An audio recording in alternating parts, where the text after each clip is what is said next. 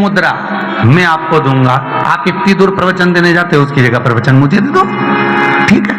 पंडित जी तो बड़े खुश हो गए, इतनी दूर नाव से जाओ, पैसा लगाओ, उसकी जगह यहीं की यहीं मुद्रा मिल रही, यहीं की यहीं सिक्का मिल रहा। पंडित जी ने उस मगर को प्रवचन देना चालू कर दिया। मगर रोज एक सिक्का सोने का निकाल कर दे देता और सोने का सिक्का पंडित जी लेते घर चले जाते। आज मगर के मन में कथा सुनते सुनते ज्ञान उपज गया, और ज्ञान उपजा तो मगर ने विचार करा कि मेरे में जो ज्ञान प्राप्त हुआ ये पंडित जी के द्वारा प्राप्त हो गया। पंडित जी से कहा, पंडित जी अब मेरा मन होता है कि मैं इस गंगा से त्रिवेणी तक जाऊं और त्रिवेणी में गोता लगाकर अपने जीवन को समाप्त कर दूं। अब मेरे जीवन में कुछ नहीं बचा, मैंने कथा सुन ली, प्रवचन सुन लिया, सब कुछ प्राप्त कर लिया, अब मुझे यहां नहीं रहना, अब मैं गंगा छोड़कर त्रिवेणी में जाकर अपने शरीर को छोड़ूंगा। पर मेरा एक मन है, जिस घड़े में से मैं सिक्का निकाल कर लाता था वो घड़ा मैं आपको देना चाहता हूं, आप उस घड़े को रख लीजिए जिससे आप आनंद पाएंगे। पंडित जी तो खुश हो गए, भले कथा नहीं करना पड़े, भले प्रवचन नहीं करना पड़े, पर घड़ा तो मिल गया, नहीं सोने से भरा हुआ। पंडित जी ने घड़ा लिया, लाओ जरा ला के दो, पंडित जी को घड़ा दिया। पंडित जी इतने खुश होकर अड्डा ठाका लगाकर मुस्कुराकर जाने लगे, अब ये जाए त्रिवेणी नहाए और मैं घड़ा लेकर जाऊं। और पंडित जी घड़ा लेकर जैसे जाने लगे, इतने में मगर खूब तेज ठाका लगाकर हंसा। जैसे ही हंसा तो पंडित जी ने पूछ लिया कि तू हंस क्यों रहा?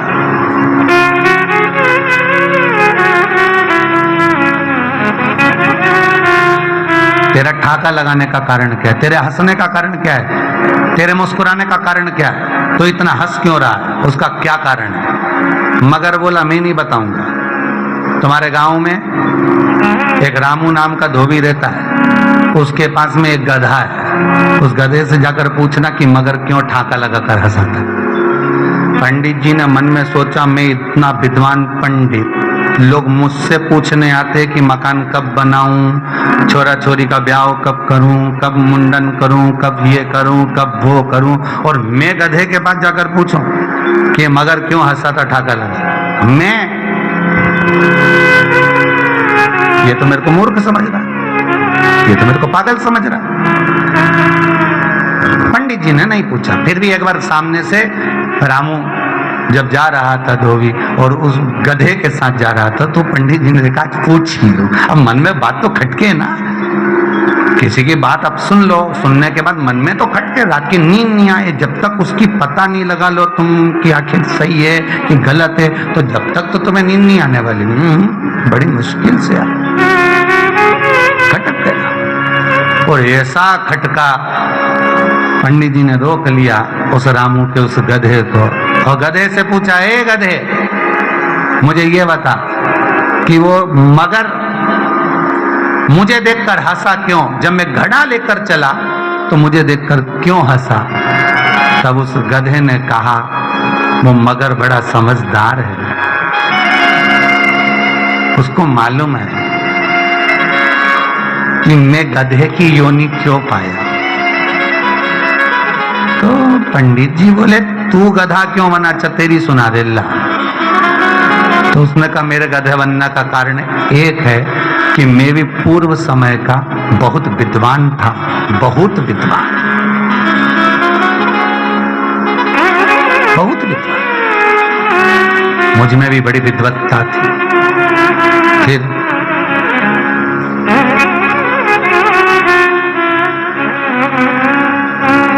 मैंने भी बड़ी विद्वत्ता प्रदान करी लोगों को, दुनिया के लोगों को मैंने भी बहुत ज्ञान दिया, खूब प्रवचन दिया, खूब कथा कही, खूब बोला मैं। तो इतने में पंडित जी बोले, तू गधा क्यों बना वो तो बता। तो क्या वही तो बता रहा हूं, मैं भी बहुत विद्वान था, मैं भी प्रवचन दिया, मैं भी कथा किया, मैंने भी खूब ज्ञान दिया, खूब ज्ञान दिया। एक बार मेरे को भी कलश मिल गया, घड़ा मिल गया, जिसमें खूब रतन मिल गए, सोना चांदी मिल गया, मैं लेकर आ गया, मैं भी लेकर आ गया।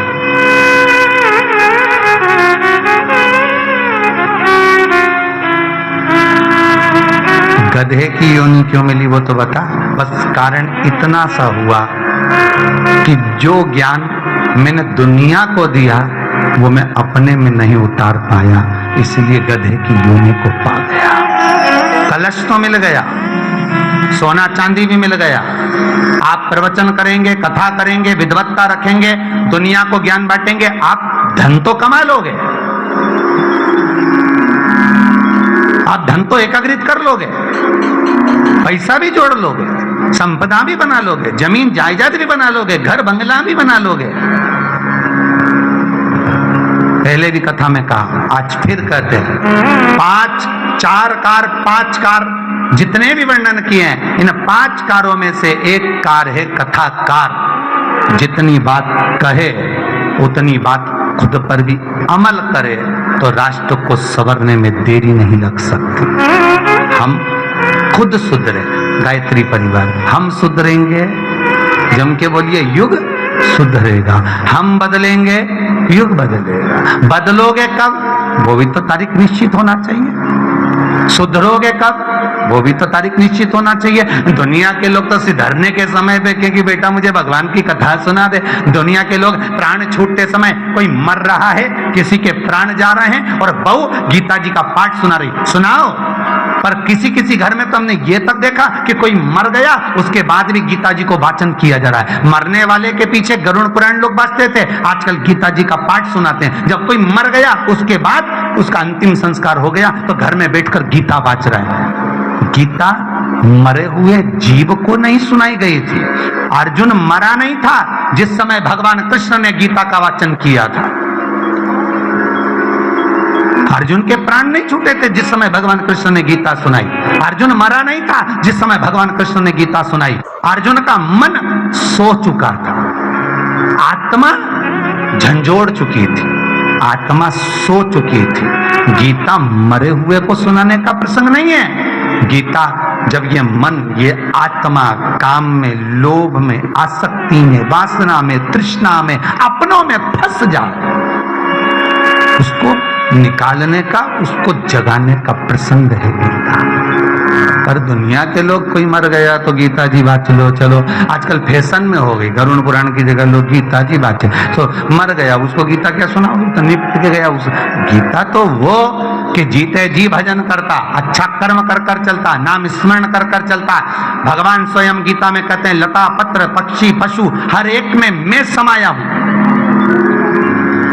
जब सब में वो समाया हुआ था तो फिर परिवार में जरा सी जमीन के पीछे झगड़ा कर करके मर गया। जब भाई में भी परमात्मा है, बहन में भी परमात्मा है, नाते में भी परमात्मा है, रिश्ते में भी परमात्मा है। भगवान कह रहा है गीता जी में कि एक एक लता पत्र पक्षी पशु जलचर थलचर वायुचर, जितने आकाश मंडल में तारे जीव, जितने भी कण कण, हर एक में मेरा भगवान बसा हुआ है। तो फिर भेद कहां से आ गया कि ये पराया और ये मेरा?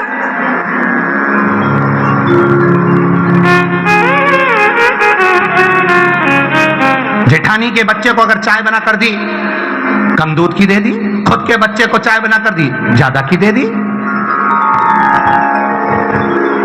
दुकान पर खुद का बेटा आया, निकालकर 500 का नोट दे दिया, और भाई का बेटा आया, निकाल के 100 रुपए दे दिए। ये भेद कहां से आया?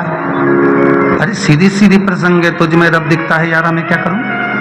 हर एक में अगर भगवान बसा हुआ है, गीता के शब्दों पर अगर हम चले, हर एक में परमात्मा अगर बसा हुआ है, हर एक के भीतर अगर परमात्मा समाया हुआ है, तो हमारे भीतर ये कपट, हमारे भीतर ये छल, हमारे भीतर ये बेह में बेईमानी कहां से आ सकती?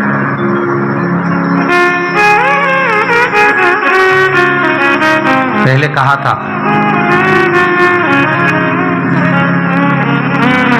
बच्चों को गीता पढ़ाओ, गीता सुनाओ।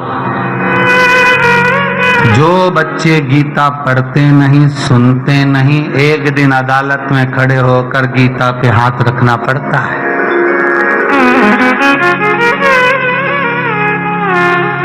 जिनने पढ़ी नहीं, जिनने सुनी नहीं, वो करेंगे क्या? फिर गीता पर हाथ रखेंगे। आपके बच्चों को गीता पर हाथ रखने की जरूरत ना पड़े, ऐसा संस्कार हमारे बच्चों को देते हुए चलिए, ऐसा ज्ञान हमारे बच्चों को देते हुए चलिए कि फिर गीता पर हाथ ना रखना पड़े। या तो दिल में गीता को उतार लो, उस गीता का ज्ञान स्मरण हमारे हृदय चित्त में ऐसा पहुंच जाए फिर गीता पर हाथ रखने की जरूरत ना पड़े।